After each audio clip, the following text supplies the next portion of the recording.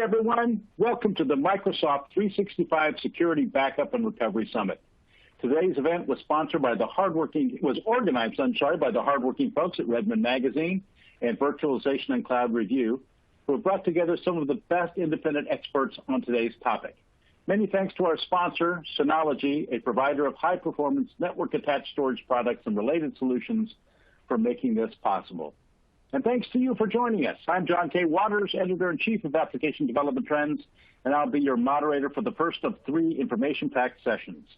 But before we get started, I need to go over a few housekeeping details. Each of today's sessions is being recorded for later access. Keep an eye out for an email with a link to that recording. It'll be coming your way within the next few days. Each of today's sessions will be followed by a 5 to 10-minute Q&A. You can type your questions into the Q&A box at any time. Please feel free to add your questions as they occur to you throughout the summit. We'll do our best to get to all of them.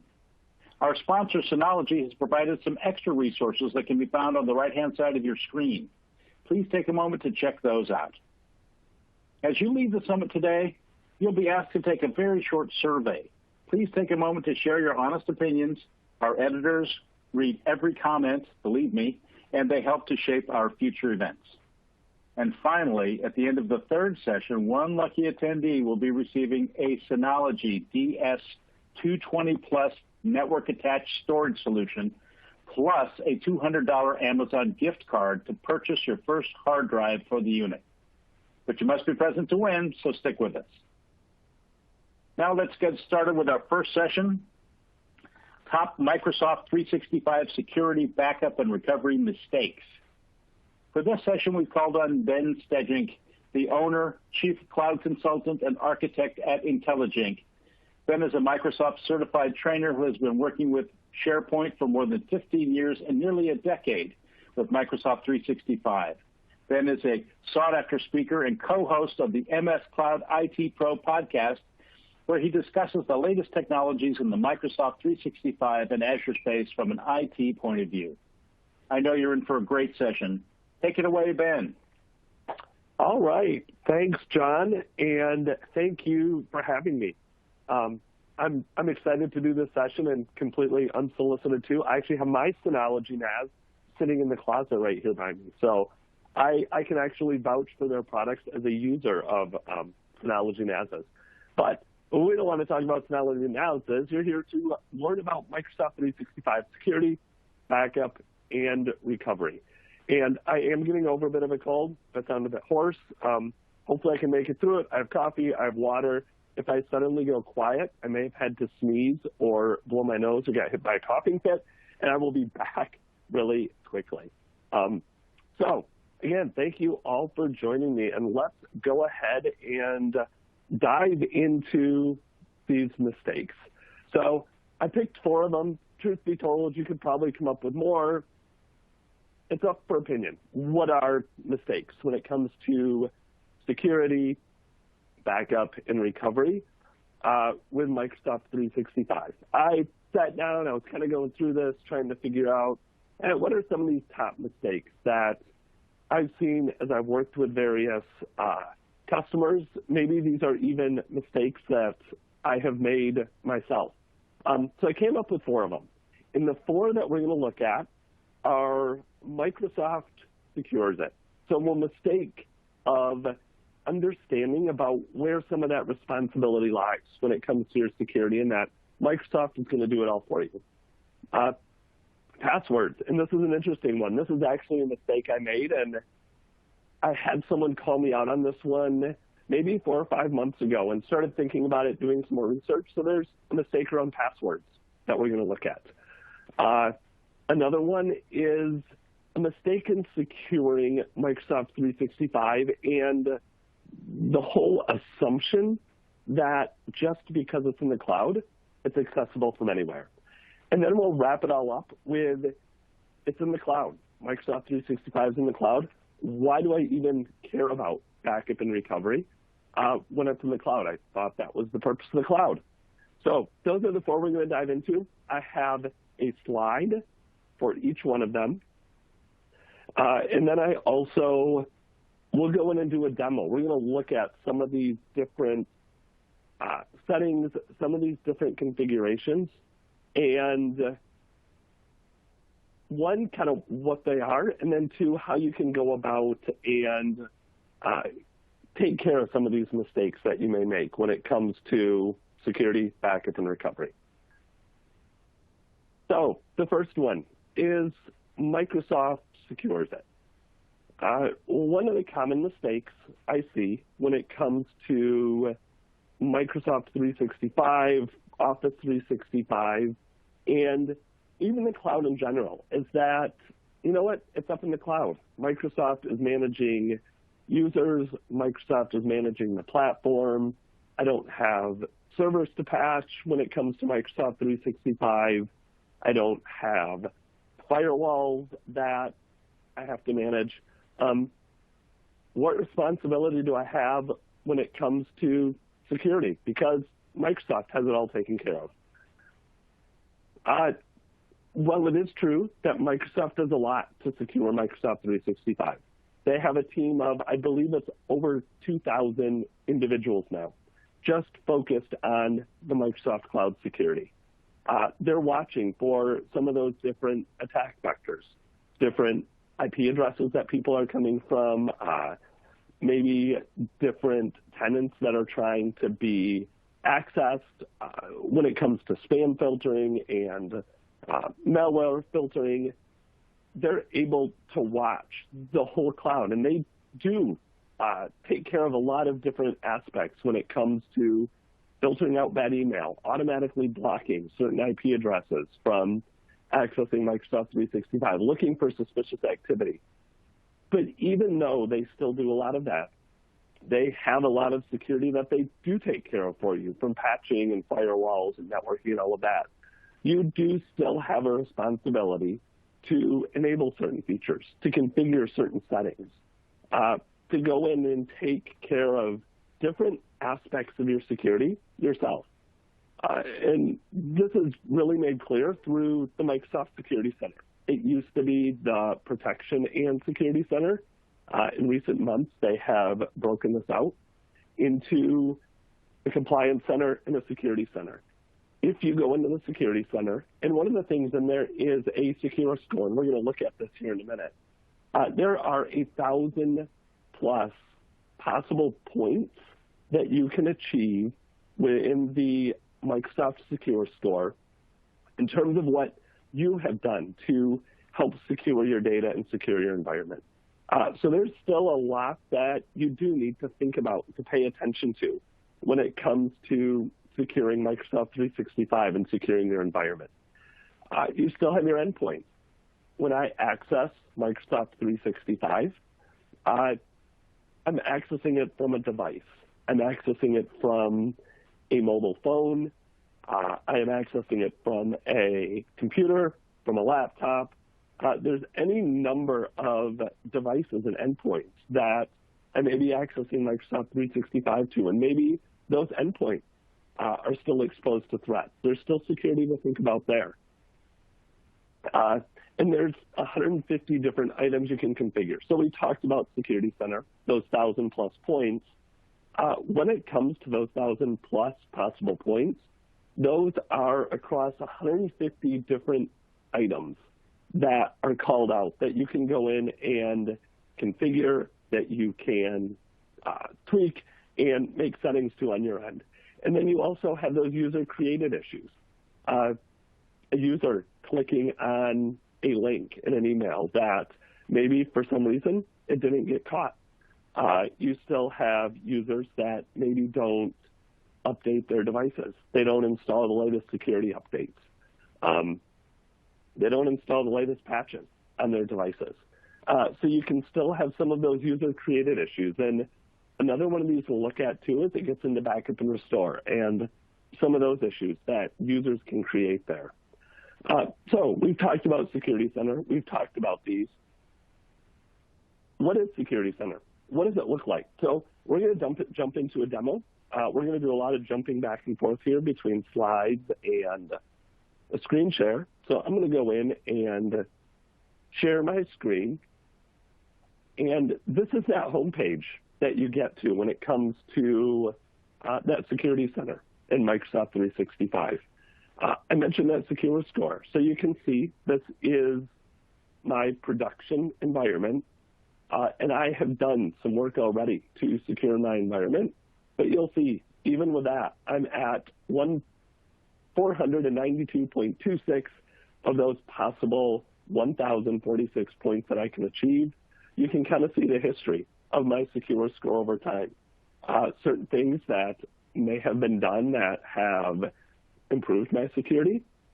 Maybe there's certain things that have been done that have taken away from that security. So this is a good gauge when it comes to what do I need to do? What responsibility do I have to go in and configure my Microsoft 365 environment? The first thing you have on that Secure Score is a couple buttons down here. Improve your score, view your history. So let's go in and actually improve your score. What can I do? This is where it starts getting into those items that you have, those actions that you can take as a user to go in and improve the score. You'll see a bunch here. There's Defender for Endpoint. This is going to be a bunch of those actions you can take for using a particular product, using Defender for Endpoint, to help secure your devices. I do use Mac, so one of those is turn on a firewall for Mac OS. That's going to give me 10 points. So as you go through here, you can look at what are these score impacts? What can I do to achieve the greatest amount of score? At this point in time, turn on the firewall is one of the top ones. And you'll see as we go down here that some of these I've already done. I've already enabled Microsoft Defender Antivirus, scanning downloaded files. I have the Microsoft Defender Firewall turned on some of my Windows devices. MFA for administrative roles is something else that I have done within my environment. So once you get into Microsoft 365, this is one of those first places I would go look is what are some of those things that I can do to secure my environment, or what are some of those things that I'm not doing? And you can filter these out too. Do I care about more securing identity? So I can go filter out this list and look at some of those identity issues. One of those for mine is ensure all users adhere to MFA. So once I go in here, I can actually see some of those action plans too. So this not only helps me identify issues, that helps me kind of plan out what am I doing or what have I already done. Microsoft 365 may not have visibility into some of the third-party options that you're using. So if you've already resolved these, you can mark them as resolved, improve that security score, mark them as planned. It also gives you some of those steps on how you can implement it. What can you actually do to go resolve this particular issue within your items to secure in Microsoft 365? And I actually see a question here too. I might touch on some of these questions as we go, especially if they're particularly relevant to what I'm showing. Anthony, I may have already answered this one, is how does Microsoft Secure Score know when you have performed the actions in there? One of them is looking at these configurations. So the implementation here is to go in, set up some of those conditionals, the conditional access, or set up some conditions, conditional access. So it's going to look at some of that configuration that you've done in your environment, as well as, like I said, if I resolve this through a third party, I can actually mark that it's been resolved, that I've taken care of it. So there's a couple different aspects there for Secure Score to know when you've done it based on a manual marking it as done, or by picking up that that configuration has already been set within your environment. Some of those configurations too aren't set by default because in certain cases, conditional access being one of them, you may not actually have the proper license to take care of that issue.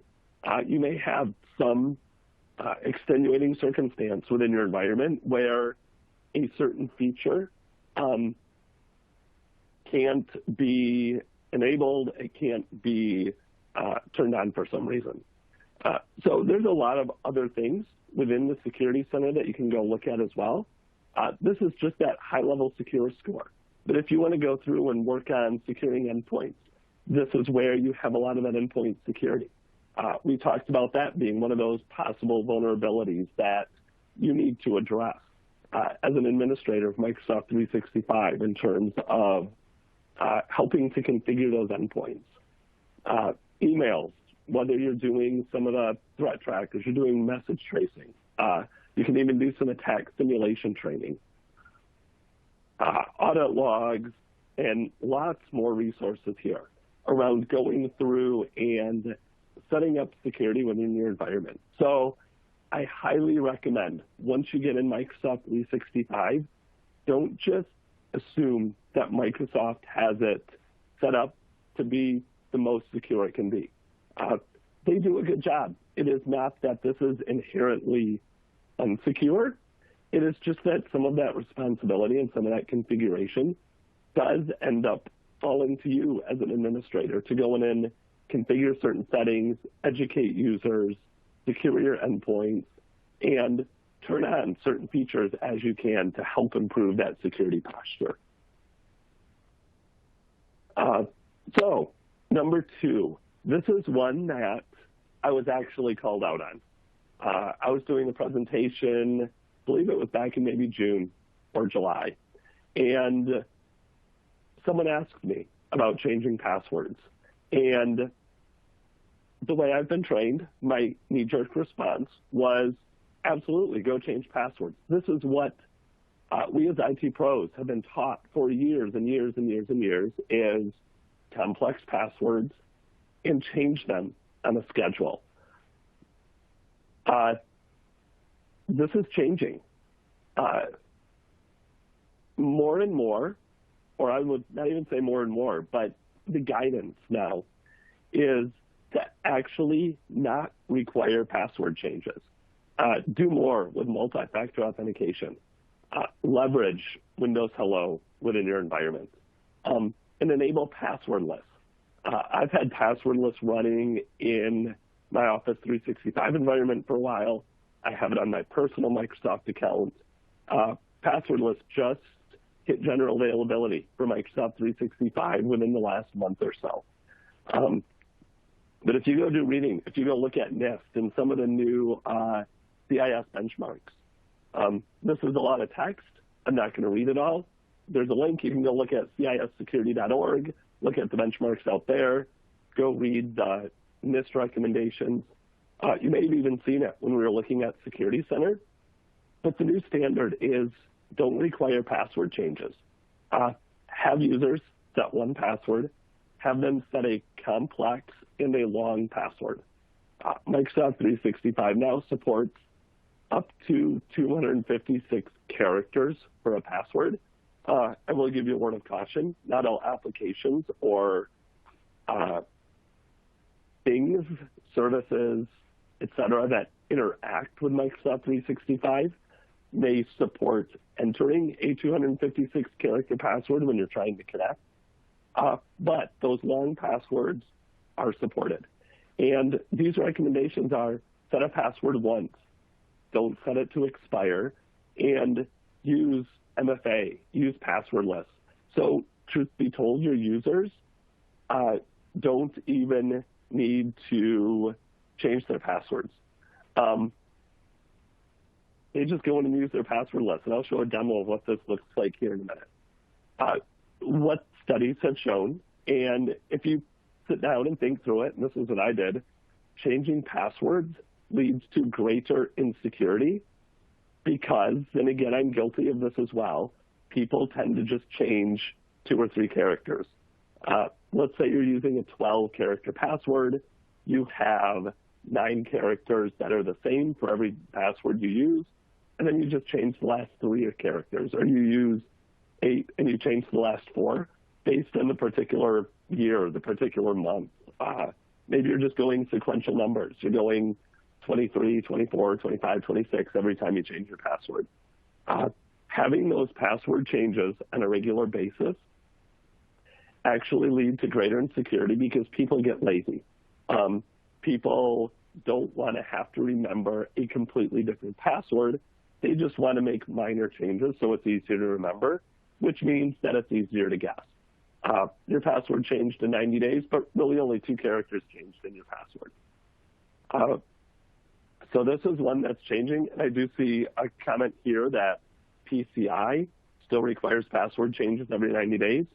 Hopefully, maybe that'll change as some of these come out, because these are actually some of the NIST and some of the other policies that are saying don't change your passwords, in my mind, are actually more worried about security than something like PCI. So fingers crossed that hopefully more and more people will start to see this change.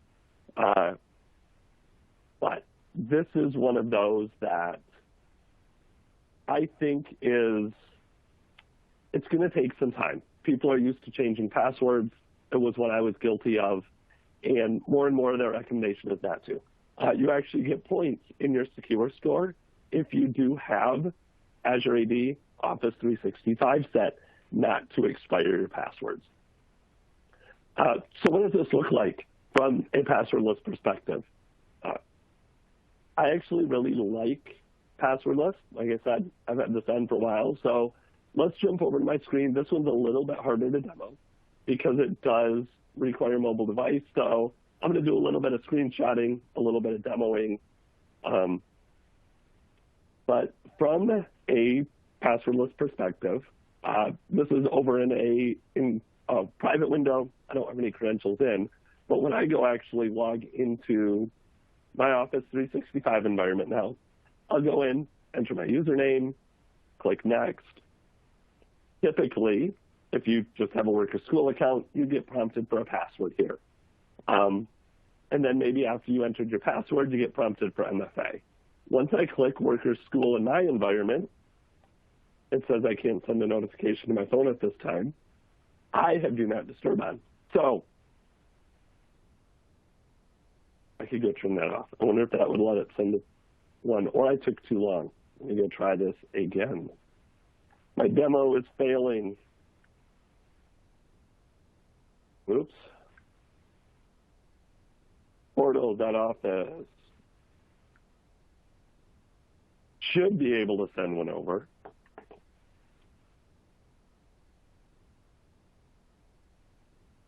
Work or school, we'll try this one more time. There it goes.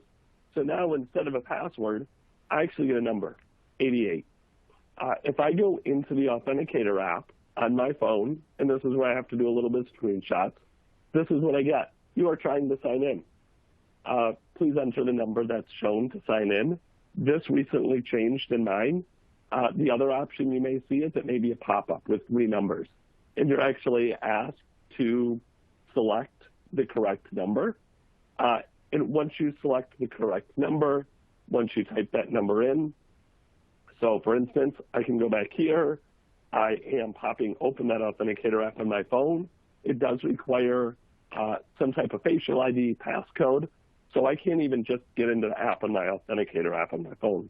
Type in the number. So I typed in 88. I hit OK. And it'll sign me right into my Office 365 environment. I don't have to know my password. I don't have to have my password written down anywhere. Truth be told, I don't know my Microsoft 365 password. I do have it stored in a password vault, but it is a secure password. I actually have to go look it up whenever I have to type it in. So that is a shift. In Microsoft, you see this shift being made more and more. Recently in personal accounts, does passwordless work with other authenticator apps? That is a good question. I don't know, to be honest. I would say I don't believe so, but I'm not entirely accurate. So I don't want to guide you astray and say no. It's something I would have to look up. I think it's only the Microsoft app, but I'm not 100% sure. I know you can do MFA if you're doing like a passcode, the 6-digit code with other authenticator apps, but I'm not sure about passwordless.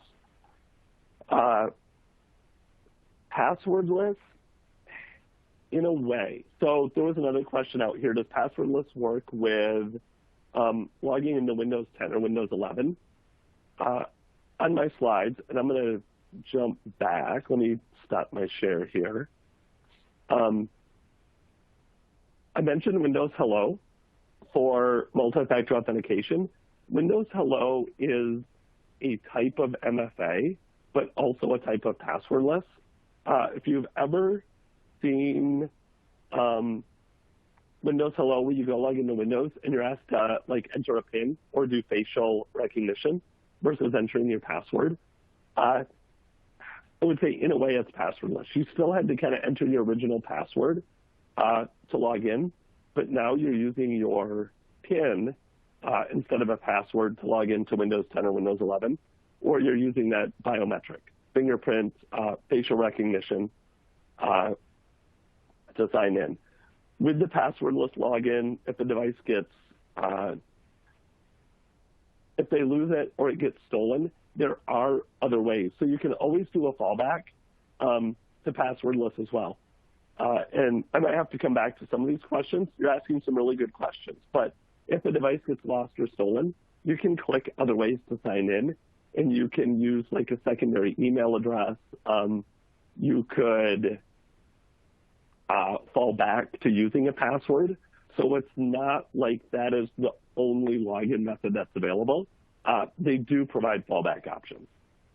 Now, it gets really interesting. Recently, with personal accounts, Microsoft did give you the ability to go in and delete your password from your account. So my personal Microsoft account, not an Office 365 one, doesn't have a password anymore. In that case, you need to have some backup codes that they will give you that you can download and save someplace secure. So they always provide a fallback. You just have to make sure you save them someplace safe. You have some of those backup methods implemented so that if you do lose your device, there are still ways to get in.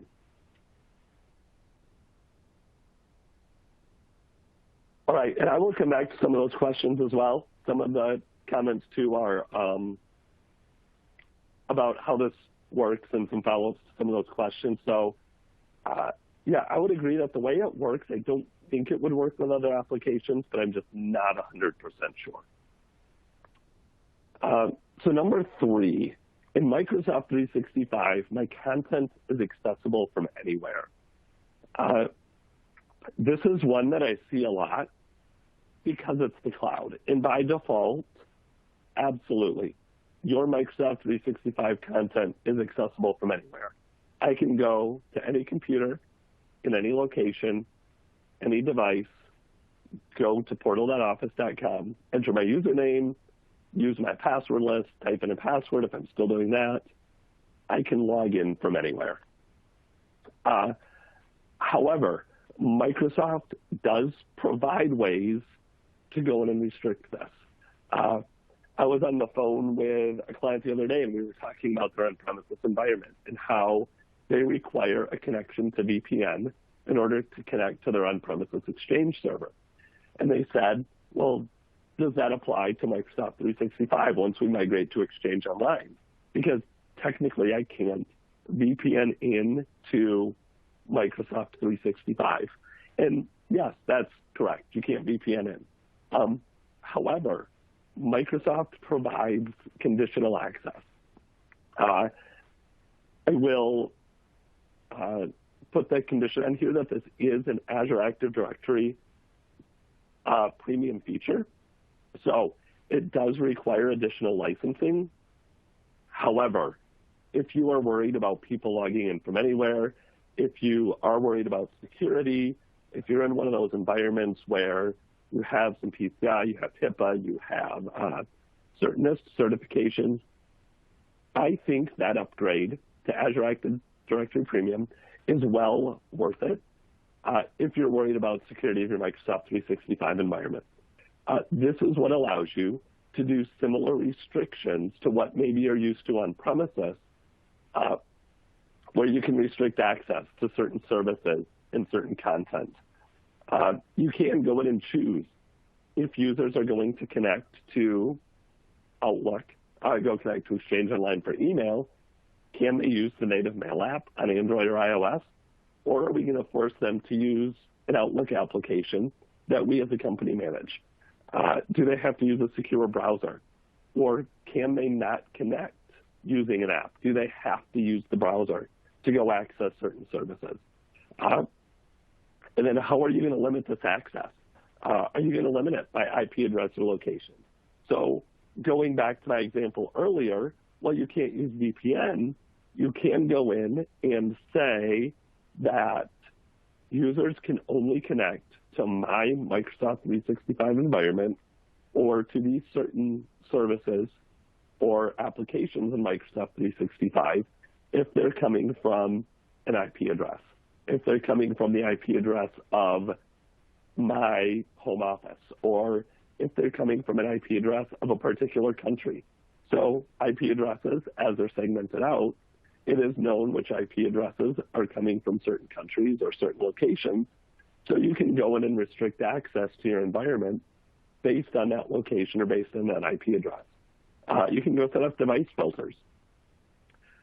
Do I follow a naming convention with all of my corporate devices?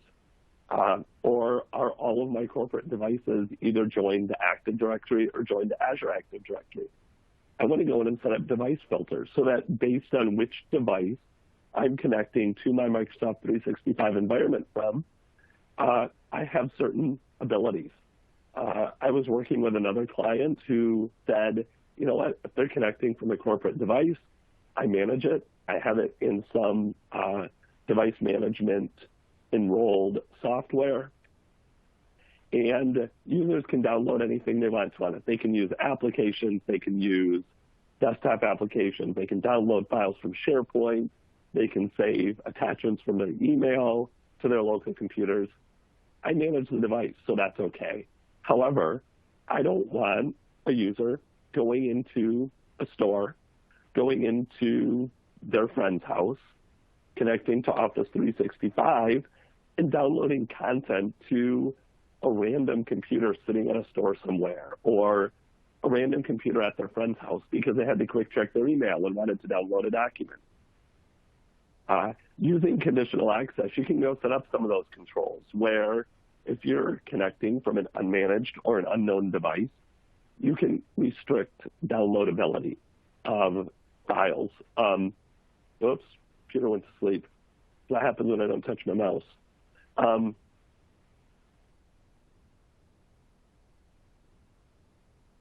You can go in and say that they can only have browser-based access to these applications. So they can go in, they can read their email, they can access their email, they can access files in SharePoint, but they're not able to download them or save them anywhere. So there's lots of different functionality that comes via conditional access in Microsoft 365 to really help secure your content and secure your applications, your various services. So, quick demo. This is one, it's hard to show in a demo. There's lots of intricacies to conditional access, but I do kind of want to walk through it, give you all an idea of what this looks like and how this works within an environment. So back on a desktop here, we have conditional access, and this is actually part of Azure Active Directory. So you can see I went to, and I'll actually go back to navigate to it, aad.portal.azure.com. If you do not know about that URL, free tip, that gets you to Azure Active Directory for your environment. Once you're in Azure Active Directory, you can go to Azure Active Directory, go down to your security, and then within security, you have conditional access here. What you do in conditional access is go in and configure certain policies. So you'll see I have a few SharePoint policies, an Exchange policy. These three are actually disabled. So I created them, I was testing them, demoing them, ended up turning them off. But then I do have 4 of them that are enabled.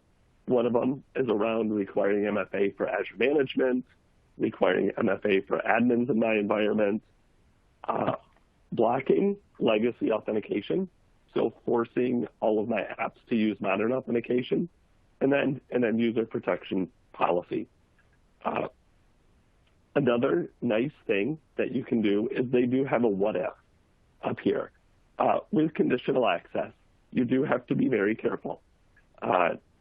It is possible to actually completely lock yourself out of your Microsoft 365 environment.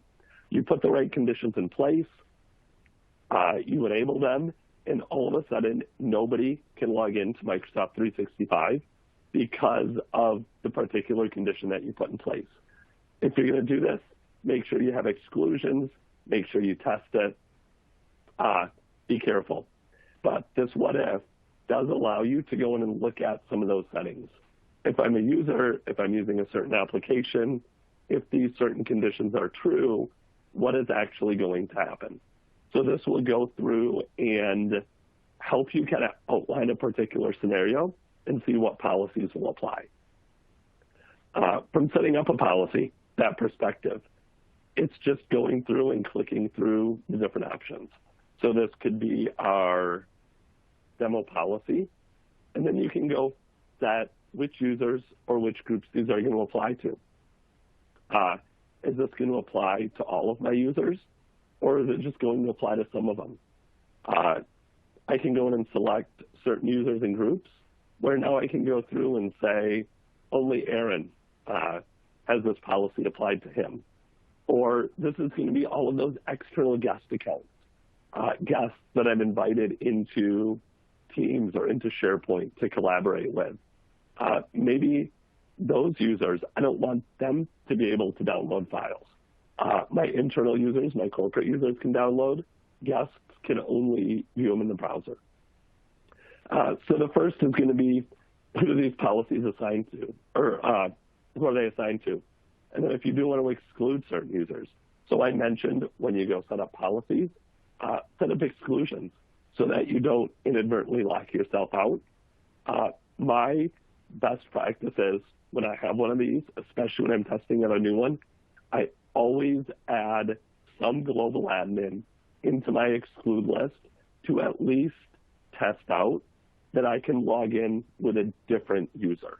Once I've verified that my policy doesn't inadvertently lock me out somehow, I can go adjust that exclusion list. So one of those, again, just be careful with it. Make sure you give some options there. And then next, you can say which cloud apps or actions are these going to apply to. Is this going to be certain user actions when they join devices to your environment? Or do I want this to apply to certain applications? And this is not only Microsoft 365 applications, but other applications that you may have registered with your Azure AD tenant. So you can see I have Amazon Alexa in here, Adobe Acrobat, Azure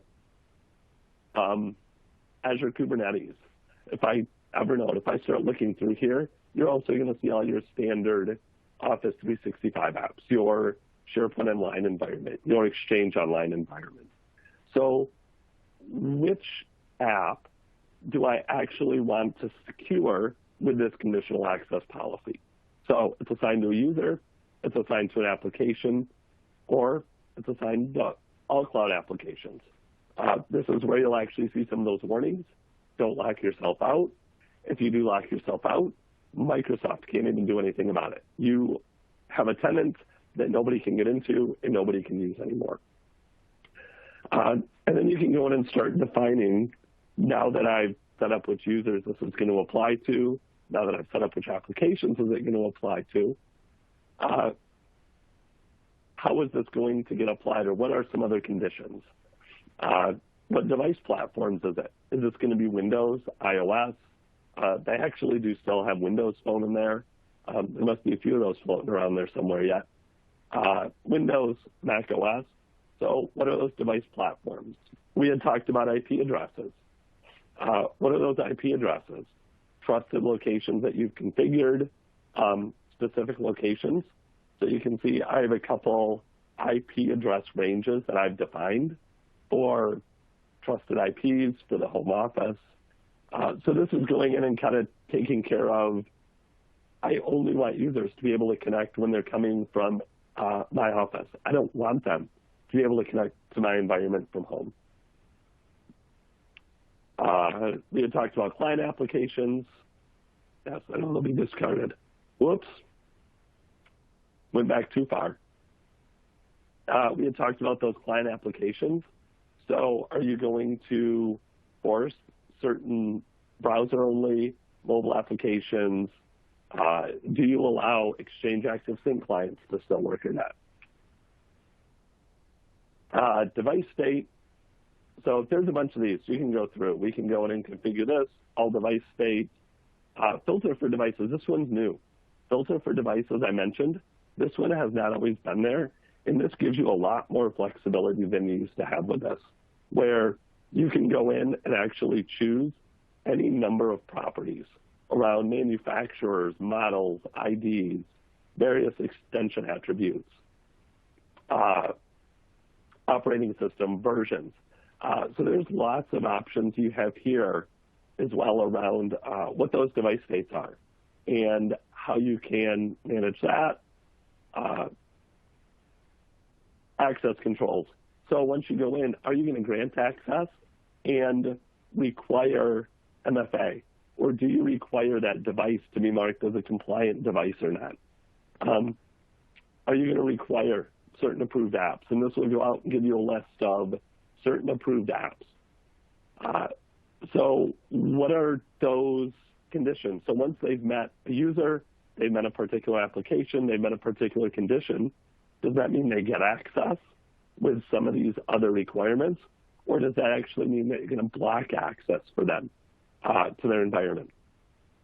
So what do all those conditions mean? Does that mean they're allowed to get to it or not allowed to get to it?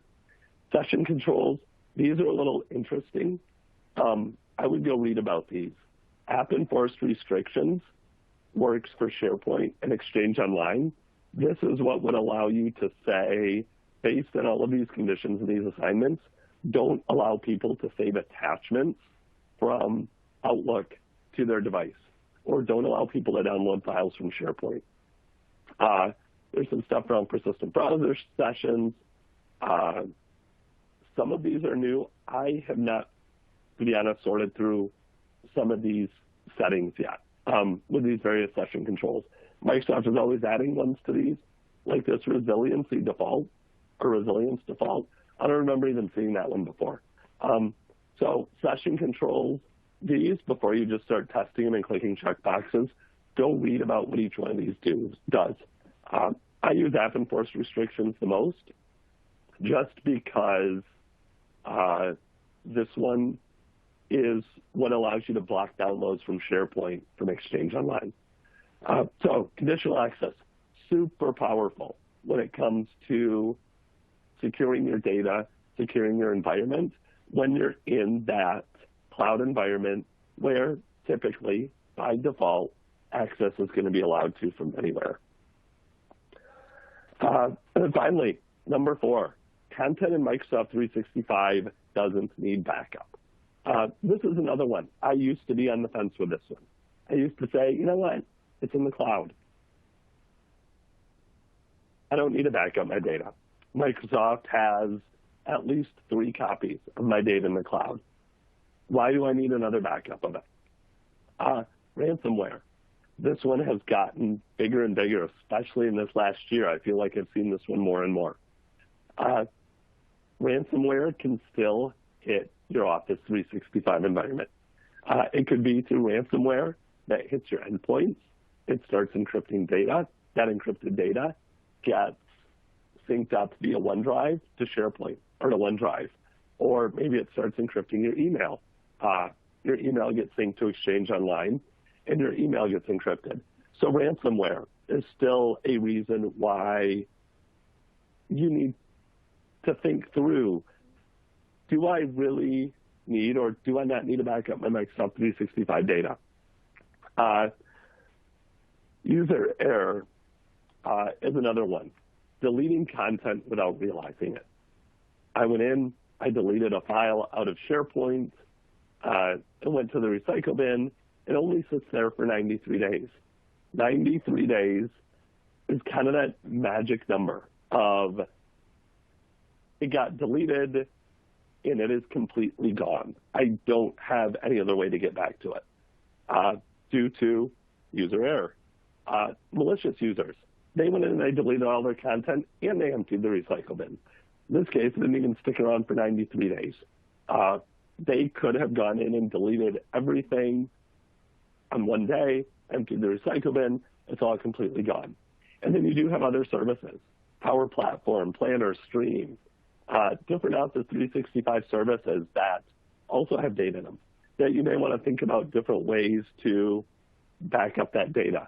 I had this the other day with Power Automate. I was building a flow for a client. Accidentally went in, made a change. I actually thought I had deleted it. Power Platform, Power Automate, there is no recycle bin. There's no soft delete. If you delete something from the Power Platform, it's completely gone as soon as you delete it.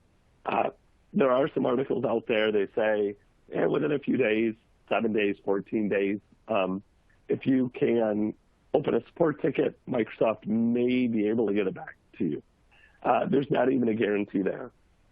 So there are definitely other scenarios that you can come in contact with or encounter where Microsoft 365 data should be backed up somewhere else, especially if you are worried about it.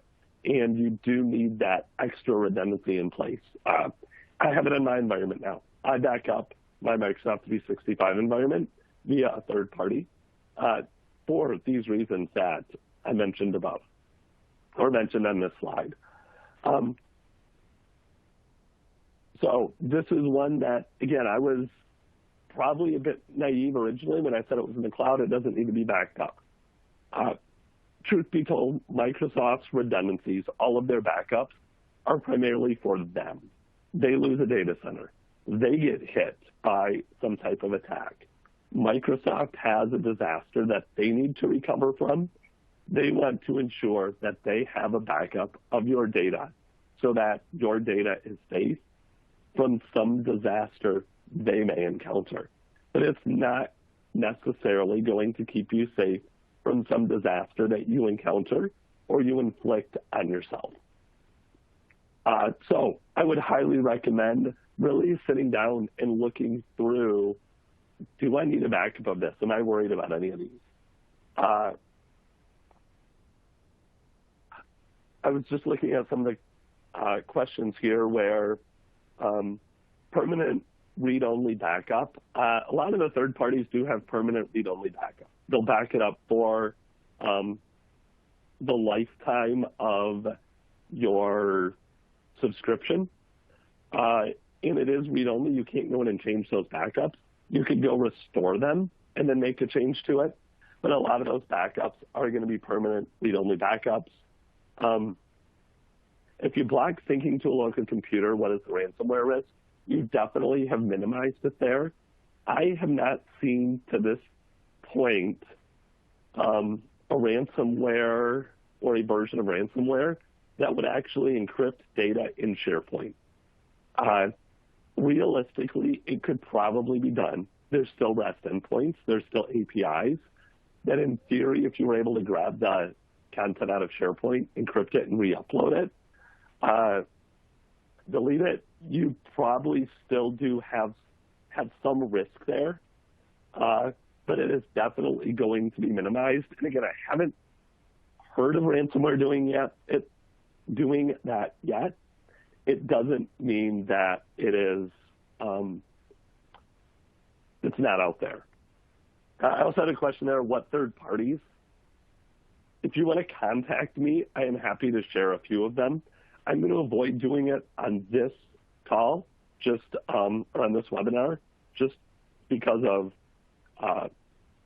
sponsors and naming certain products and all of that. I try to avoid as much as I can naming any third-party products on these particular webinars. But again, if you want to contact me via LinkedIn, via my email, more than happy to share some of those third parties. There was also a question here about retention policies. Yes, you can cover yourself too with some of the retention policies in terms of not allowing content to be deleted and setting up those different retention policies. So that would be another way to account for some of this.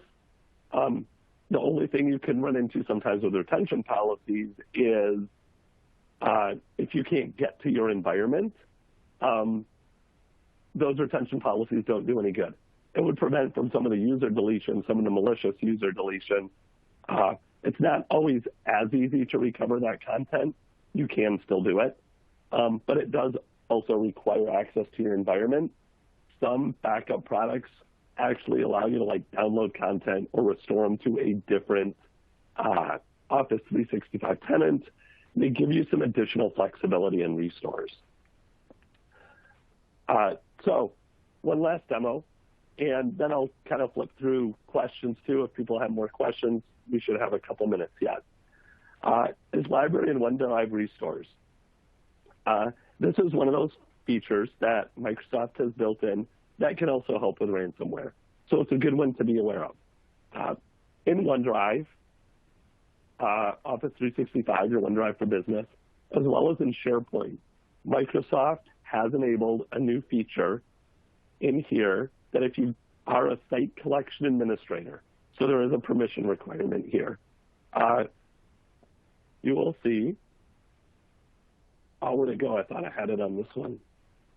Maybe I didn't. Maybe my permissions got changed. I might go to a different one. I'm going to go to OneDrive. We'll show it over here. Within OneDrive or SharePoint, you have this restore your OneDrive, or you do have options to restore a document library in SharePoint, where if you click on this, it does a restore. If I still have my connection, we lost our connection.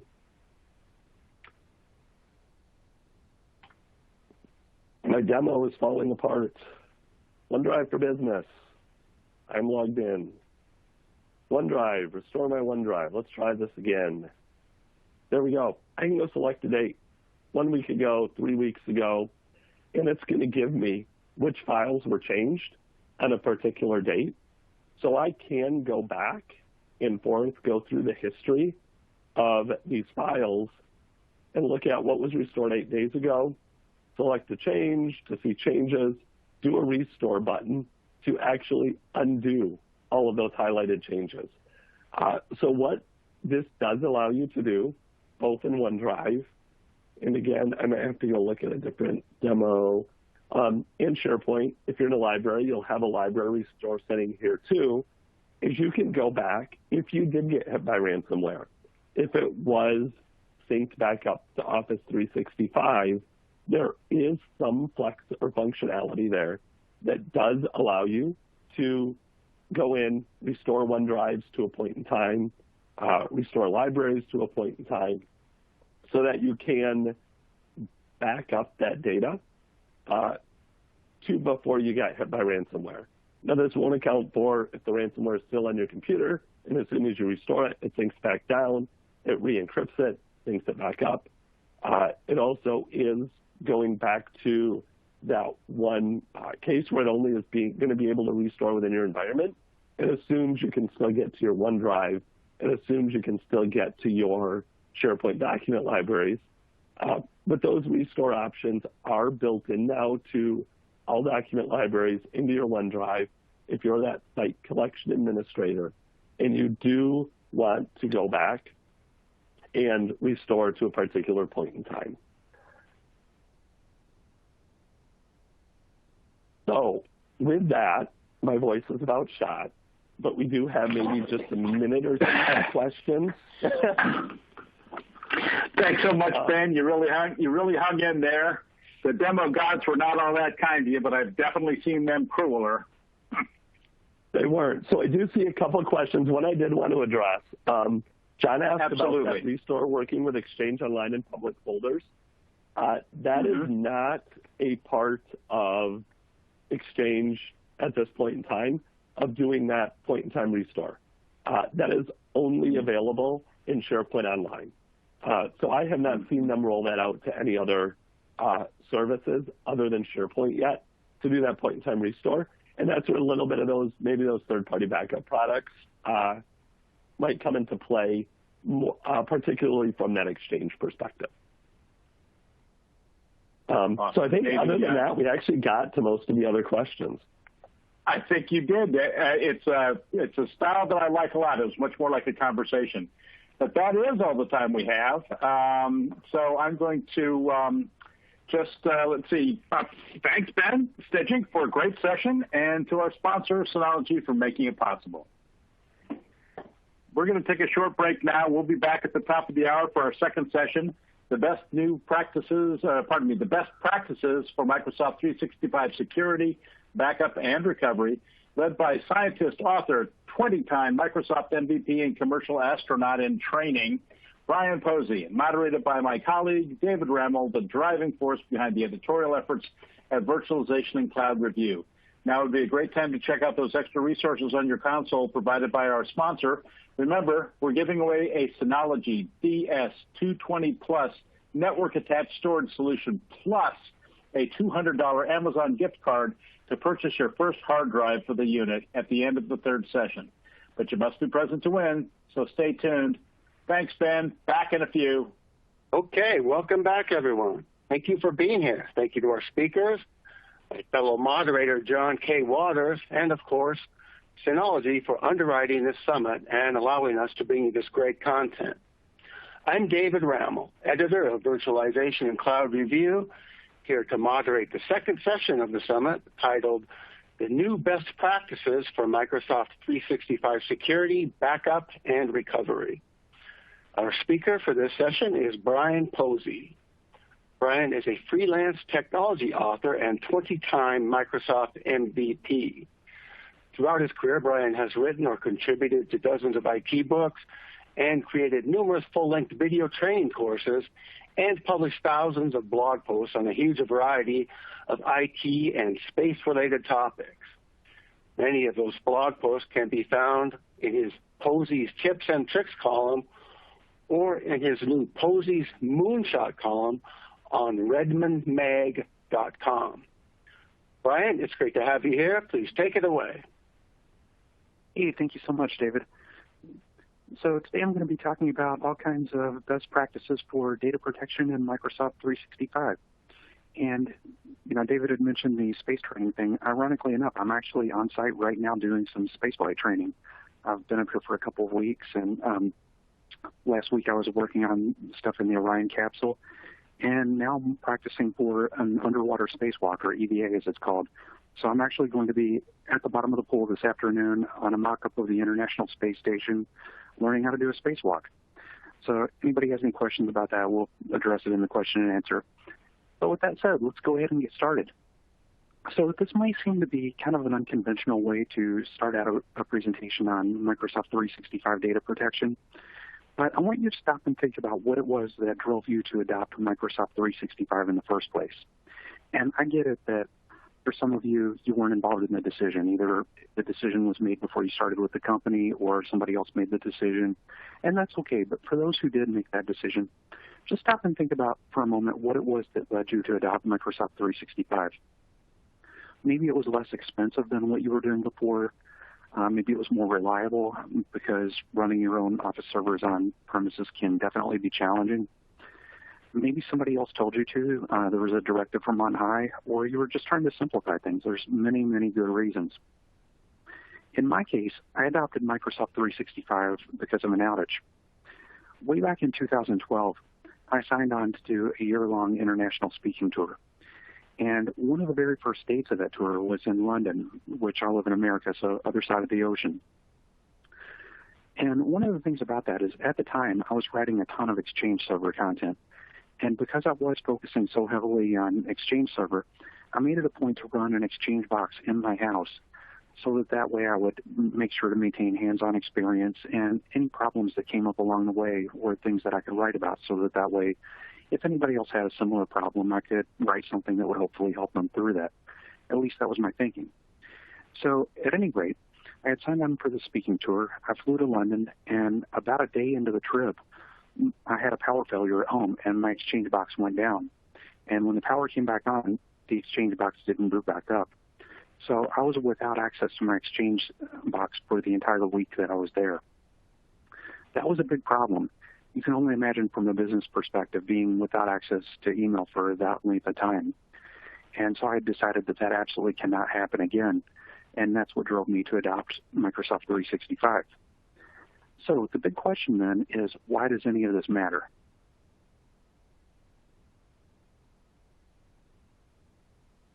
Sorry, having a bit of trouble changing the slide. Well, the reason why that matters is because it solidified in my mind that ultimately it's the data that matters with regard to Microsoft 365. Because if it was simply a matter of being without my email for a week, no problem. I've got a Hotmail account that I use as a backup, and I could use that to send messages back home. As a matter of fact, that's exactly what I did. But what was really problematic is not having access to that Microsoft 365 data. All the messages that were in my inbox that I deal with on a day-to-day basis, calendar items, all my contacts. So the data is what matters. And so, I'm one person. But imagine in a large environment, if there was an outage like that and nobody had access to their data for an extended period of time, that would be hugely problematic, and it would have a major, major impact on the business. So the data is what matters, and because the data matters so much, it only makes sense to protect it. So when it comes to data protection in Microsoft 365, Microsoft uses what's called a shared responsibility model. Now, the specifics of this model are a little bit tricky at times, but what it really boils down to is that Microsoft is responsible for keeping the Microsoft 365 platform healthy, and Microsoft 365 subscribers are responsible for protecting their own data. That's what they mean by a shared responsibility model. Both the subscriber and Microsoft share in the responsibility of keeping everything running and secure and healthy and all of that. Now, before I get too far into this discussion, I just want to clarify the definition of data protection because it means different things to different people. For some people, data protection refers to backup and recovery. For others, it means disaster recovery preparation. And there are a few other definitions that get thrown around from time to time. I'm going to take a more generalized standpoint, and I'm going to talk about data protection from the standpoint of just taking steps to keep anything bad from happening to your data. Yes, I'm going to be focusing heavily on backup and recovery, but I'm also going to be touching on security as we go along too, because that's a huge part of data protection.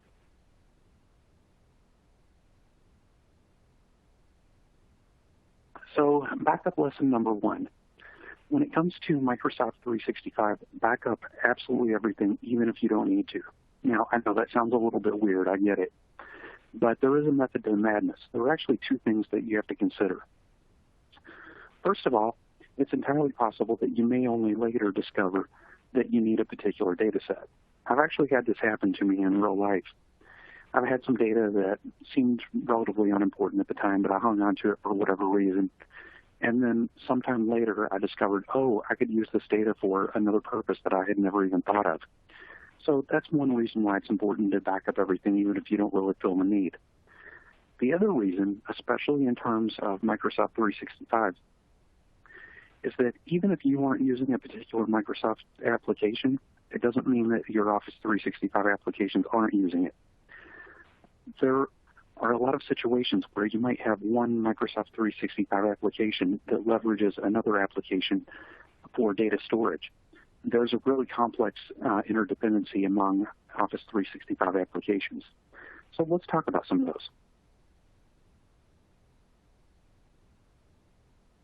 In the past, a lot of applications would store data either internally or they would store it in a very specific location. For example, a SharePoint server. I'm talking about the version of SharePoint that runs on premises. Stores data in SQL Server. So that's a designated place for SharePoint to store its data. Similarly, Exchange stores data such as mailboxes and calendar items in the Microsoft Exchange Information Store. That's a database that is native to Exchange and exists solely for the purposes of accommodating Exchange data. So that's what I mean when I say that most applications store data either directly inside of the application or within a designated location. But Microsoft 365 is different because very often it will use one application to store data for another application. Planner, for example, is a really great example of this. In my own organization, I don't use SharePoint, but I back up SharePoint because Planner, which I do use, stores data inside of SharePoint. Planner isn't the only example of an application that does this, though. Teams is probably the best known application that does this sort of thing. So let's take a look at where Teams stores data. Now, what you see on this slide is an excerpt from a book that I wrote a while back. It's a really short book, but it's called Conversational Microsoft Teams Backup. And there's a link at the bottom of the slide that you can use to download a free copy if you're interested. So what this slide contains is a listing of some of the places that Teams stores data. Now, the list isn't completely comprehensive. I've provided a link on the slide to Microsoft's documentation where you can get the full thing. But let's look at a few of these. First of all, we have message data. So message data is currently stored in a chat service table, but eventually it's going to be moved to Cosmos DB. And that chat data also gets pulled into Microsoft Exchange simply for compliance reasons. Then we have images. Images get stored in media services on Azure using blob storage. And like the messaging data, images are imported into Exchange for compliance reasons. So far we have established that Teams uses Exchange and Azure. Additionally, we have file data, and Microsoft stores file data in different locations depending on what type of files we're talking about. Teams files get stored in SharePoint, chat files get stored in OneDrive for Business. So now we've brought SharePoint and OneDrive into the picture. We also have voicemail messages, which are stored in Exchange, and recordings, which are stored in Azure Blob, and then images are pulled into Exchange, recordings are encoded and pulled into streams. Then we have calendars and meetings, which are stored in Exchange. Contacts are stored in Exchange. And then telemetry data is stored in a Microsoft data warehouse. So here we have one application, Teams, and it leverages all of these other applications, Exchange, SharePoint, streams, all of these various applications that are needed just to accommodate Teams data. So when I said that it's important to back up everything in Microsoft 365, even if you don't feel the need because you're not using a particular application, that's why it's so important. So that's the number one best practice that I could give you. So let's talk a little bit about data recovery in Microsoft 365. As I'm sure a lot of you know, when you delete an object in Microsoft 365, it might not actually be gone. Microsoft 365 has a number of different data protection mechanisms that are built in that can help you to recover data that was accidentally deleted. So this raises the question of, do you actually need to back up on Microsoft 365? Personally, I say yes, and hopefully I'll be able to justify that reason as we go along. But it's a fair question to ask.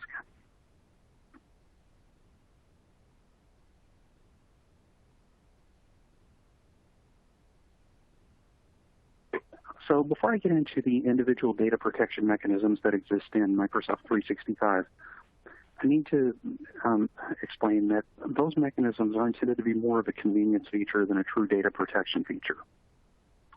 And that's my terminology, not Microsoft's. And there are several reasons why I say this.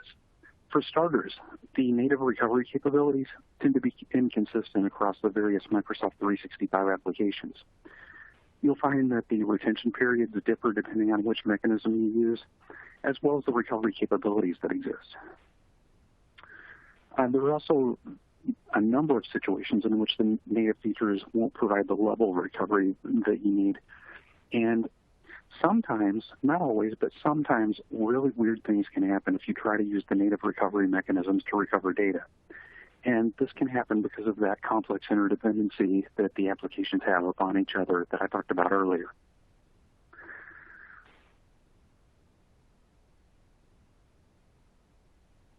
So let's take a look at what some of these recovery mechanisms look like, and I'll start with Teams. Now, in Teams, every team that gets created has a corresponding Azure AD group that's also created as a part of that team. So if you want to recover a team, what you really have to do is recover the associated group. And unfortunately, that's something that has to be done through PowerShell. So if you're going to restore a team that's been deleted, the first thing that you'll need to do is open up a PowerShell window, connect to the Microsoft 365 environment, and then use the get Azure AD MS deleted group commandlet. You can see it at the top of the slide in the PowerShell window. And when you do that, you're going to get a list of any groups that have recently been deleted. Now, in this case, I've made things easy because this is a lab environment and there's only one group that's been deleted. In a production environment, though, where users are creating and deleting groups all the time, you're probably going to find that there are a larger number of groups that you'll have to sift through in order to find the right one. That's a big part of why I recommend using meaningful display names and descriptions when you create groups. Once you've identified the group that is associated with the team that you're trying to recover, then the next step in the process is to use the restore Azure AD MS deleted directory object commandlet, and then you have to append the ID parameter. And the ID is going to be that great big long hexadecimal number that corresponds to the group that you're trying to recover. So when you enter that, then that's going to recover the group, which is in turn going to recover the deleted team. So this process works surprisingly well, but there is one big problem with it. And that problem is that there's no granularity. When you use the native mechanisms to recover a team, it's an all or nothing endeavor. In other words, you can recover an entire team, but you can't recover items within the team. You can't use this method to get back an individual file within a team that was deleted, or a chat, or other types of objects within a team. So it's all or nothing. That's one reason why I recommend using a third-party backup product. So what other native recovery mechanisms exist? Well, in the case of OneDrive, there's something called the OneDrive Recycle Bin. And the OneDrive Recycle Bin works a lot like the Windows Recycle Bin that exists on the desktop. And the retention period for deleted items depends on a number of factors. One of the big factors is what type of account are you using. If you're using a Microsoft 365 account, then the OneDrive Recycle Bin has a retention period of 93 days. If you're just using a Microsoft account, then that 93-day retention period shrinks to 30 days. So just something to keep in mind. So the way that this works is that you open up OneDrive and pull up this menu that you see on the left. And you'll notice that there are two arrows on the left side of the screen, a red one and a green one. The red arrow points to open your OneDrive, and the reason why that arrow is red is to basically convey don't click here, because if you do this, it's going to open the OneDrive on your local Windows operating system. And if you do that, there's no option to access the OneDrive Recycle Bin. So to access the OneDrive Recycle Bin, you'll have to use the View Online option, which is next to the green arrow. And this is going to open your browser and take you to a screen like what you see on the right side of the screen. And you can see I've got the Recycle Bin selected. Now, there's no files to recover right now, but this is what the interface for recovering those files looks like.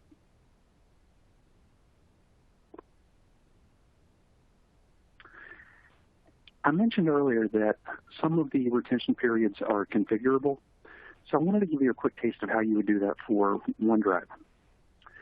As you can see, I've got the Microsoft 365 Admin Center open, and what I've done is I've gone to active users, and I've blacked out most of the users, but you can see one user account on the slide. And when I click on that, you get this pop-up window that appears on the right side of the slide. And what you need to do is select the OneDrive tab, and then down in the lower right corner of that pop-up, there's a link to manage data retention. So clicking on this link gives you the ability to adjust the retention period for OneDrive. So what else do we have? Well, there's also a recycle bin for SharePoint. And like OneDrive, the retention period is 93 days.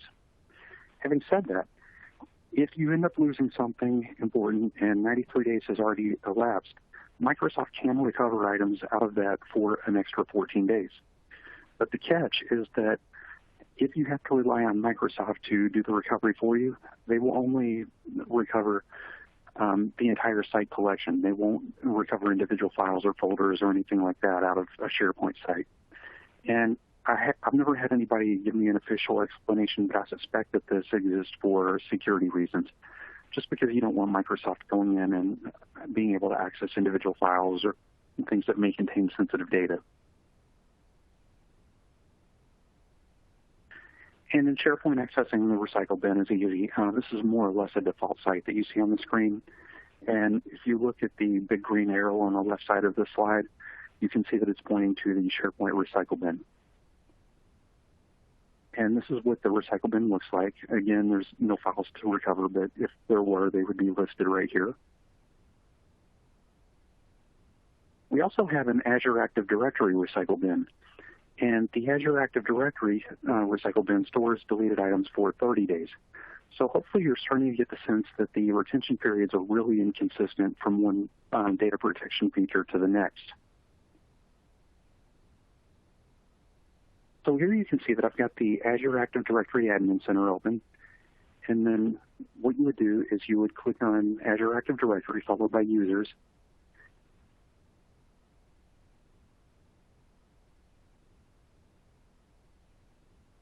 And then once you've done that, you would click on Deleted Users, and then that's going to show you any user accounts that have been deleted and give you the ability to recover those accounts.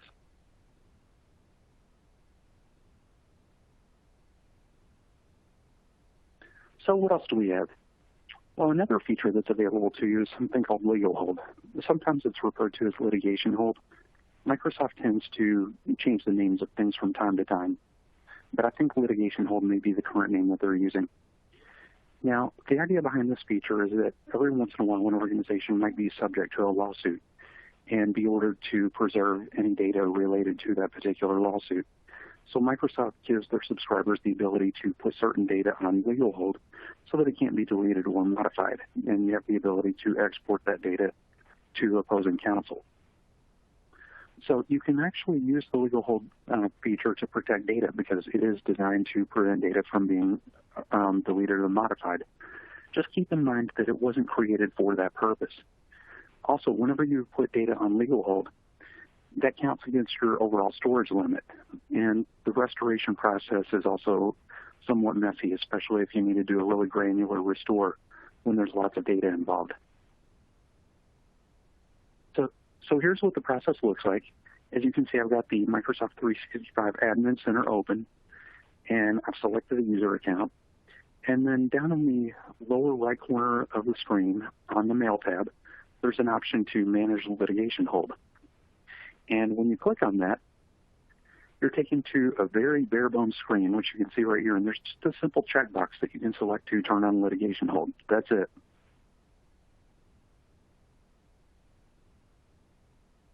And then one more feature that I want to talk about is retention policies, which is sometimes referred to as versioning. Now, Microsoft doesn't call it versioning, but it's a term that gets thrown around from time to time. You'll see it on some of the messaging boards related to Microsoft 365.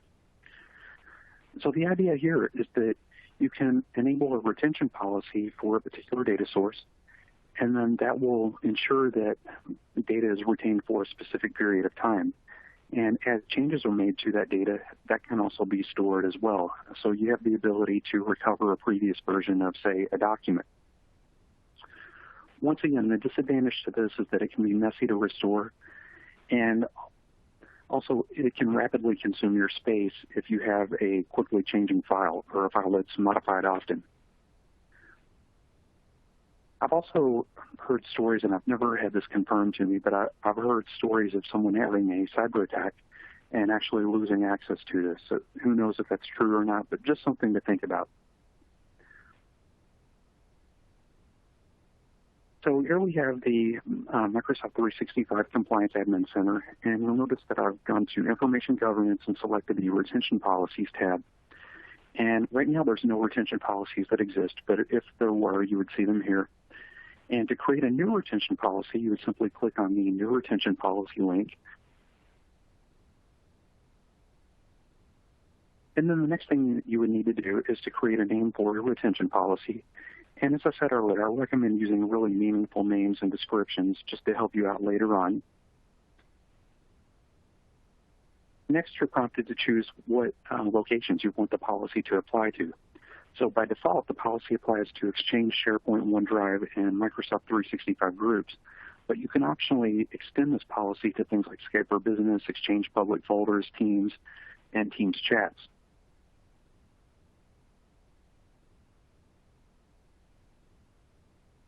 So this is what it looks like when you set up a retention policy. So specifically, what you need to do is set the retention period and then choose when you want the period based on.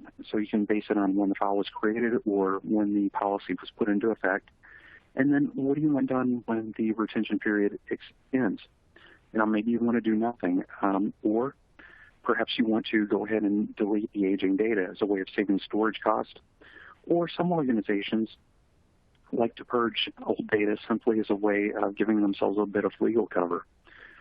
For example, an organization that is under a heavy regulatory burden and is required to keep data for a specific length of time might automatically purge data once that required time period ends. So that way, if they're ever served with a subpoena, then that really old data can't be used against them. But when you're setting up a retention policy, you have to consider what is best for your own organization's unique needs, because every organization is different. So as you can see, there are a lot of protective mechanisms that are built into Microsoft 365. So why not just use those instead of relying on a backup? Well, there are any number of different reasons and things that you need to think about. For one thing, as you've seen, the recovery process can sometimes be complex. Additionally, your recovery options might not be quite as granular as what you need. You saw that a moment ago with Teams. You have the ability to recover an entire team, but you weren't able to restore individual items within that team. Also, the built-in options can leave gaps in protection. I showed you various ways of getting data back for SharePoint and OneDrive and Teams and things like that, but you'll notice that there were some Microsoft 365 applications that I didn't talk about. So there can be some gaps in coverage. Also, there are some security threats that these particular mechanisms might not protect you against. So certainly that's a major consideration as well.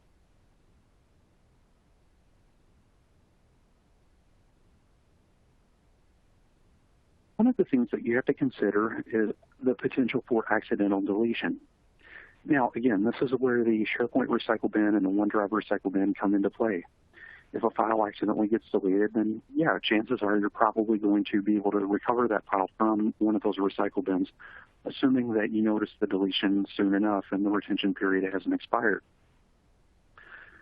On occasion, you might even be able to use Outlook to get a file back. And as ashamed as I am to admit it, I've actually used this trick more than once. There have been occasions where I've deleted a file that I later discovered that I needed, and then I'll remember, oh, hey, I emailed this file to somebody a week ago, so I'll go digging into sent items, find that message, and get the file back that way. Certainly not my proudest moment, but it's one of those things that works in a pinch. So, yeah, there are ways of getting back data that's been accidentally deleted, but you have to stop and consider what would happen if data within a file is accidentally overwritten as opposed to the entire file being deleted. Because if a file is overwritten, it's not going to end up in the recycle bin because it hasn't been deleted. Instead, what you end up with is bad data inside of a file. And in that type of situation, your retention policies might be able to help you out. You might be able to recover an older version of the file, but maybe not. And as I mentioned before, getting to that data can be a little bit messy sometimes.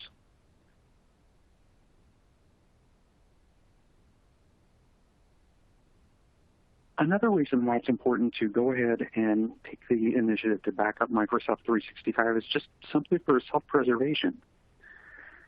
You know, I'm reminded of a situation quite a few years ago when Microsoft was pushing something called Zero Backups for Exchange. Now, Zero Backups never caught on, but the idea was based on the fact that Exchange data becomes stale really, really quickly.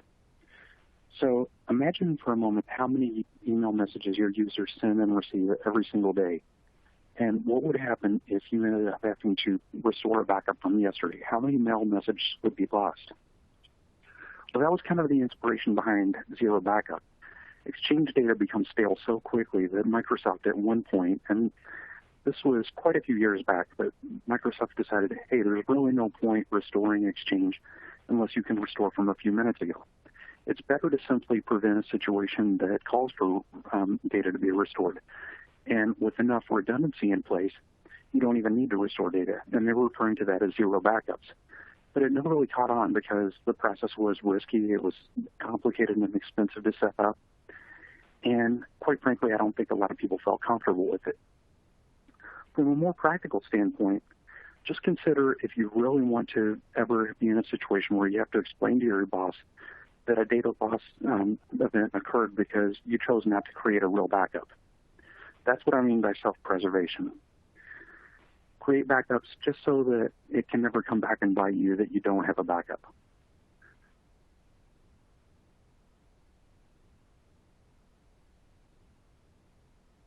So another justification for creating backups in Microsoft 365 is legal and compliance reasons. A lot of organizations have legal and compliance mandates that require them to back up their data based on certain criteria. Now, having said that, the data protection mechanisms that exist in Microsoft 365 are legitimate, and there's always the chance that you would be able to convince an auditor that, yes, my data is protected because I have this mechanism in place and this mechanism in place and this other mechanism. An auditor may very well go for that. I don't know. I think it's up to the individual auditor. But let's just say for a moment that you are able to convince an auditor that your Microsoft 365 data is indeed being protected. The problem with that is that those built-in data protection mechanisms may not fully address all of your needs. For example, they may not fully adhere to your established data recovery SLAs. They might not adhere to your storage requirements or retention requirements. So there's a lot that you've got to think about beyond just, is the data protected in the immediate.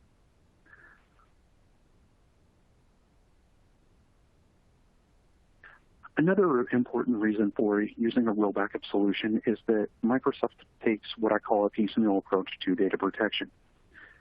As you saw in some of those earlier slides, each data protection mechanism that's native to Microsoft 365 is controlled individually. There is no centralized console within Microsoft 365 that manages data protection. It just doesn't exist. Additionally, there's no centralized policy that you can use to configure data protection across the board. You have to go in and adjust each thing individually. So using a third-party solution gives you much better control over the process as a whole. You also have to stop and think about internal security threats. So what happens if a rogue employee who is upset at the company goes in and just decides to start deleting data? Well, hopefully you're using least privileged access and role-based access control, which would limit the amount of damage that that employee can do. But you also have to think about how much that employee knows. If they know how to, or if they know how Microsoft 365 works, they might be able to permanently delete some of that data as opposed to it simply going into the recycle bin. You know, maybe that employee takes the secondary step of emptying the recycle bin. IT sabotage is real. I've heard numerous stories about it over the years. And as a matter of fact, I once had a boss who actually fired me for that very thing. No, I didn't sabotage anything, but I was at a company, and I had been there for quite a few years, and decided it was time to move on to a better position elsewhere. And when I put in my 2 weeks' notice, my boss fired me on the spot because he considered me a security risk because I had full-blown administrative access to the network and would have been capable of practically anything. I didn't have any ill will toward the company and certainly had no intention of doing anything like that, but my boss rightly feared IT sabotage. Incidentally, since I didn't start my next job for a couple of weeks, I went to the Bahamas and made sure to send my former boss a postcard thanking him for the time off. We also have external security threats to think about. And I'm not going to go into external security threats too much because we all know about hackers and things like that. But they are a great reason to back up your data and to make sure that you're using that least privilege access and role-based access control. As a side note, you should definitely start working toward a zero-trust architecture if you haven't already. A zero-trust architecture is an architecture in which nothing is automatically assumed to be trustworthy. Everything is verified before it's given access to a particular resource. And having that type of architecture in place can go a long way toward keeping your data secure if you do happen to have an external security event.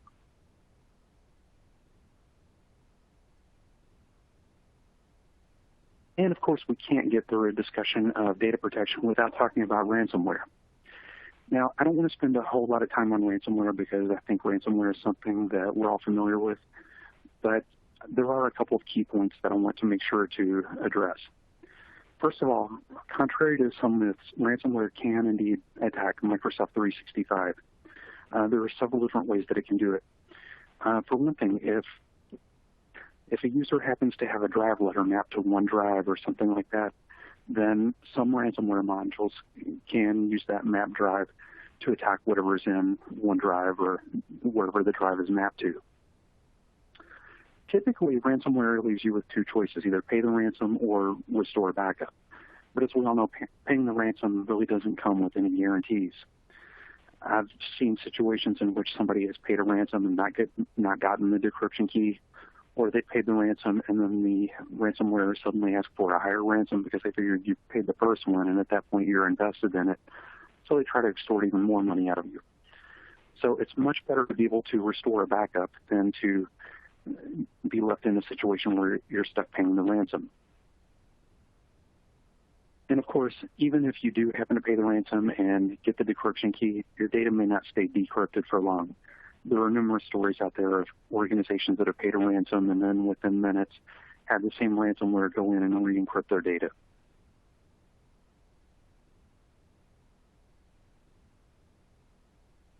So the lesson here is that, especially as it relates to ransomware, don't be lax when it comes to backup security. There are types of ransomware out there that will specifically target a backup server. The ransomware authors know that your backups are the one thing standing between them and getting paid. So some of the more unscrupulous ransomware authors out there will actually try to take out your backup server or do something to ruin your backups in an effort to improve the odds of them getting paid. So when you're creating backups of your data, it's a really good idea to look for a backup application that supports immutable storage, because even if the ransomware were to encrypt all of your data and then that encrypted data suddenly gets backed up, because the backup storage is immutable, you've at least got a way of going back to a previous version of the data that is fully unencrypted. Ransomware can't do anything to immutable storage. Also, as you're looking for a backup solution, try to find something that is location agnostic, because systems today are nothing like what they were in the old days. Data is fluid. Typically, organizations have resources running in the cloud, and they have, or even multiple clouds for that matter, and they may still have resources residing on premises. So it's important to be able to back up from anywhere and restore to anywhere.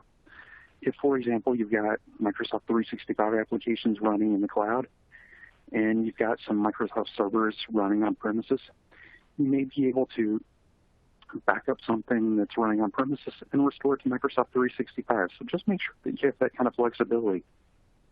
That can be super helpful if you ever have an outage on premises.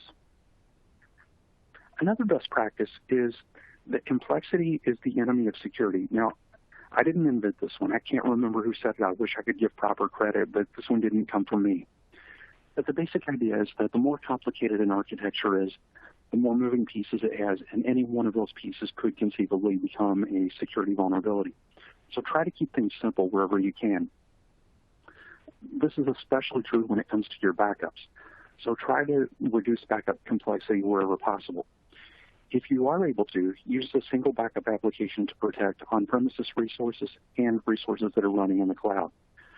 Not only can this help to strengthen your security, but it can also help to reduce administrative error, since there's only one interface to learn and one backup application to manage.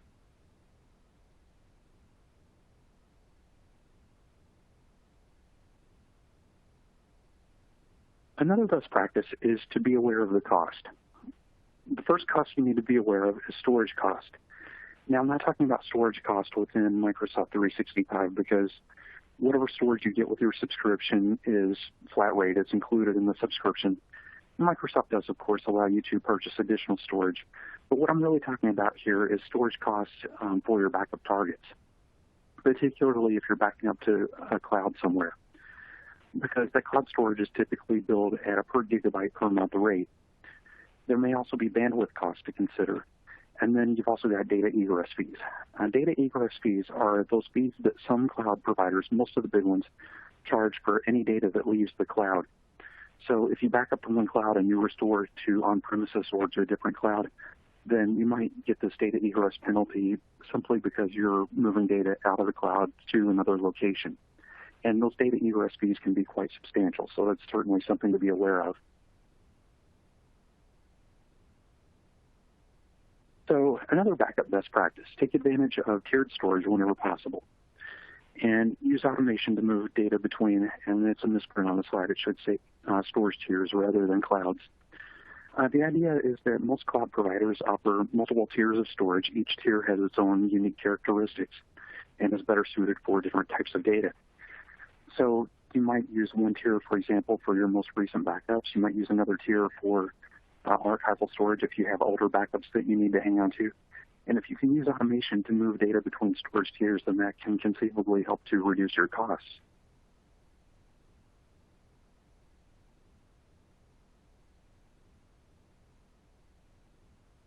So another thing to think about is a common argument that I've heard many, many times.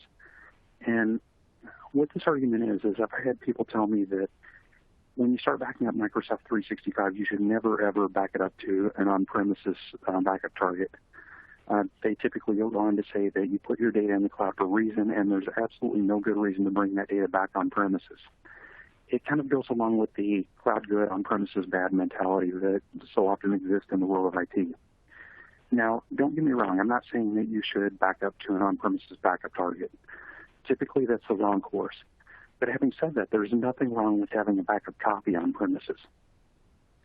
The way that I would generally recommend backing up Microsoft 365, and again, every organization's needs are different, but what I would recommend doing in most cases is backing up to a target in the cloud somewhere, whether that be on Azure or AWS or something else, and then replicating that backup to an on-premises storage location, assuming that the data egress fees for doing that aren't going to be cost prohibitive. And the reason why I recommend doing that is because that can help you to adhere to the 3-2-1 rule. For those who aren't familiar with the 3-2-1 rule, that is an old rule that essentially declares that you need to have at least 3 copies of your data on 2 different media types, with one of those copies residing off-site. Another reason why I recommend storing a backup copy on premises is because it can help you to create an air-gapped backup. Because remember, ransomware and hackers can't attack what's not connected. So an air-gapped copy of a backup isn't always practical, but in my own organization, I always keep an air-gapped backup that the hackers and the ransomware can't get to. And as I mentioned earlier, you don't want to back up your Microsoft 365 data directly to on-premises because if you have to restore that data, the restore times are probably going to be quite lengthy just based on the fact that all of the data has to traverse the internet to get back up to the Microsoft 365 cloud.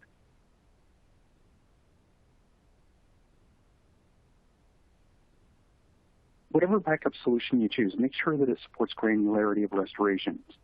And I like to think about a lesson that was learned in the early days of Hyper-V. Microsoft first released Hyper-V way back in Windows Server 2008. It's hard to believe it's been that long, but it really has. But the crazy thing about Hyper-V back then is that you could use Windows Server Backup to back it up, but there was no granularity with restoration. It was all or nothing. You couldn't restore an individual virtual machine, as weird as that sounds, and you certainly couldn't restore items within virtual machines. So admins back then had to get really creative with regard to the way that they were protecting their virtual machines.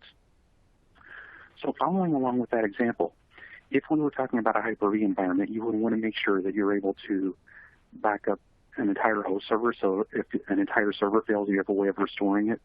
Also, your virtual machines, your applications, infrastructure components like Active Directories, and files within a virtual machine. So consider the same basic principle as it relates to Microsoft Office 365. You want to make sure that you can restore maybe all of the user's data, all of the data related to a particular application, the lesson is that you want to make sure that you have granularity that will allow you to cope with whatever situation exists and be able to restore in the way that the situation calls for. So the more granularity of restoration that a particular backup application supports, the better.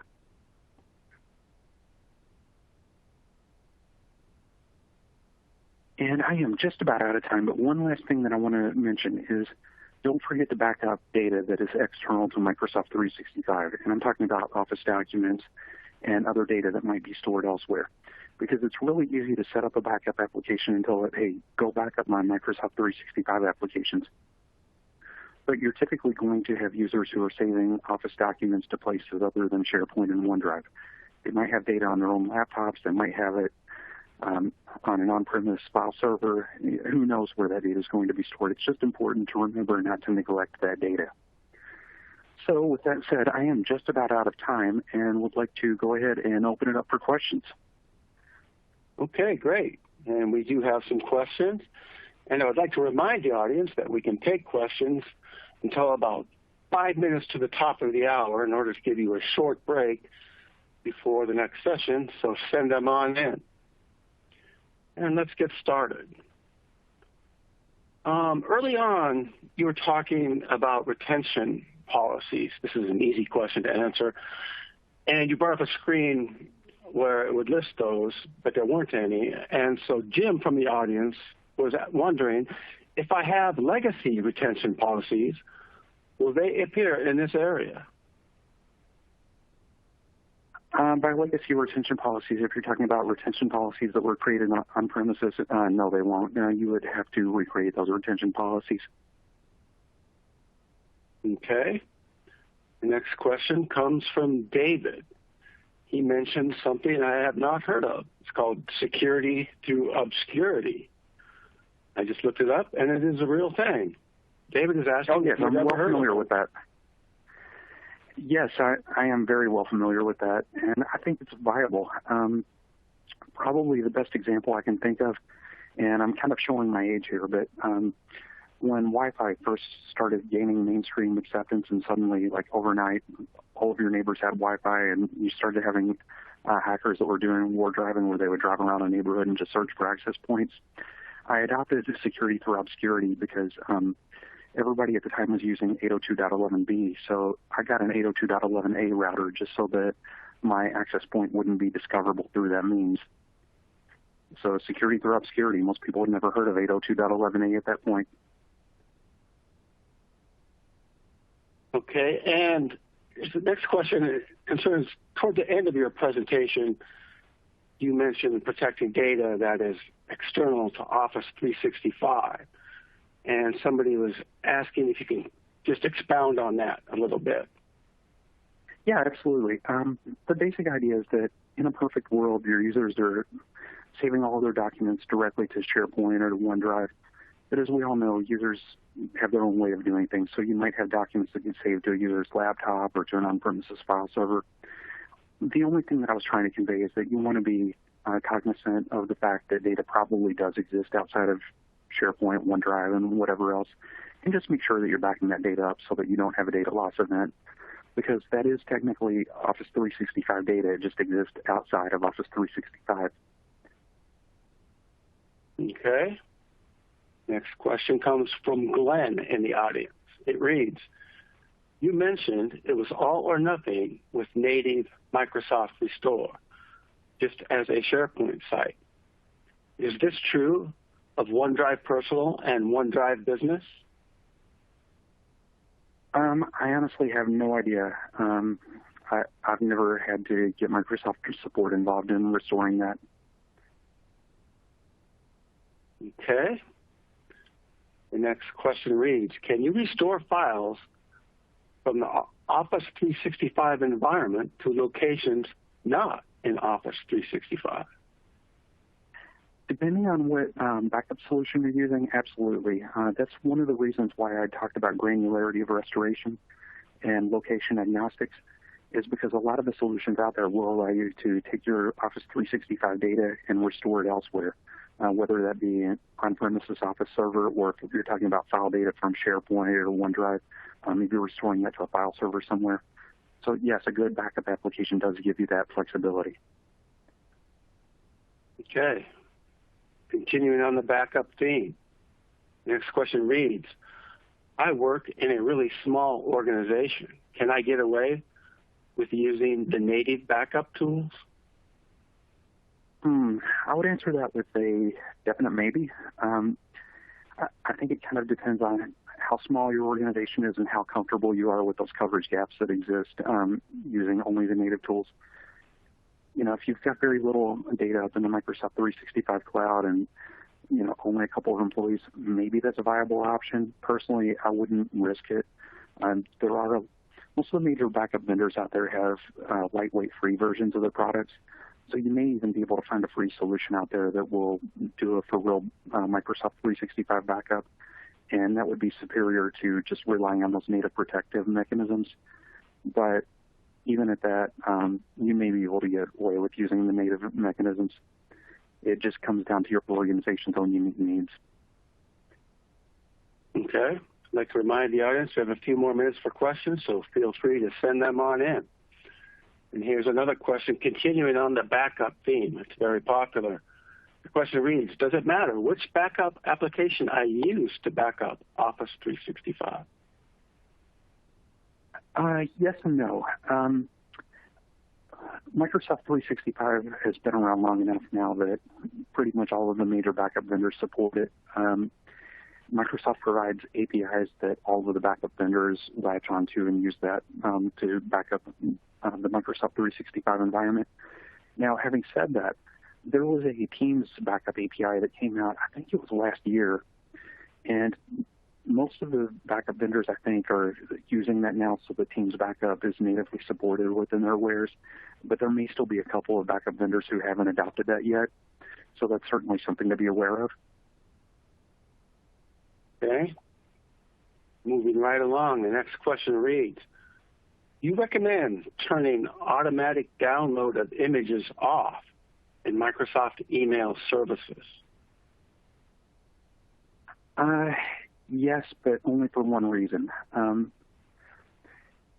There are spammers out there that will create images that are 1 pixel in size so that the images are completely like you would never even notice them. And what they do is they do pixel tracking. So if somebody opens a message and they have automatic download of images turned on, then that 1 pixel downloads, you would never even see it. But the fact that that pixel has downloaded, that's a signal to the spammer that that's a valid email address and that that person did open the message. And so your address gets sold at a premium rate to other spammers at that point. So that's the one reason I would recommend leaving that automatic image download turned off. Okay, very interesting.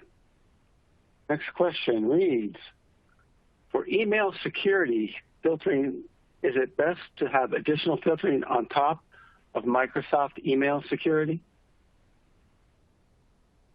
That's a really tough one. It kind of comes down to your unique business needs. Personally, I would recommend it if you've got the budget. It never hurts to have multiple levels of filtering. I think some spam and some malicious content is always going to slip through just based on the way that the filtering works. But I think the more filters that the messages have to pass through, the better chance you're going to have of your users avoiding that sort of thing. All right, great. Last question in the Q&A box reads, if an email contains malware, what is the best way to remove it from Exchange Online?